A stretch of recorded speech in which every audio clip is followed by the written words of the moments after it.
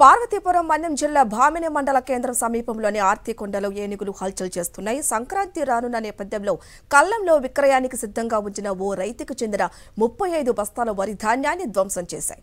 ఏనుగులు దాడి ఘటనలో దిక్కుతోచిన స్థితిలో రైతులు ఆందోళన చెందుతున్నారు.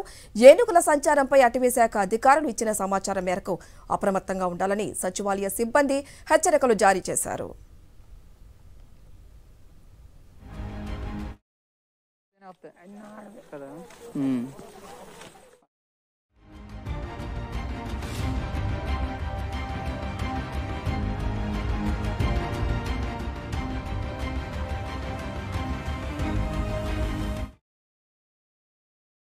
మొత్తం కొగులు చేసి రేత్రి 10 గంటలకేమో ఏనుగులు వచ్చి దాన్ని మిల్లు దాన్ని కోతకు కోసుకున్నాము. 4 రోజులు అయింది కోసేసి పెట్టాము. మొత్తము ఖర్చు 30,000 25,000 అయింది. కాబట్టి ఉదయం తీసుకెళ్ళిపోతామని అన్నాడు కదా. రేత్రి 10 గంటలకల్లా ఏనుగులు వచ్చేవి వచ్చి కుమ్మి అనేవి. ఇక్కడ మేకల మంద ఉన్నా మేము ఉన్నాము, మేమేం చేయలేకపోయినాము.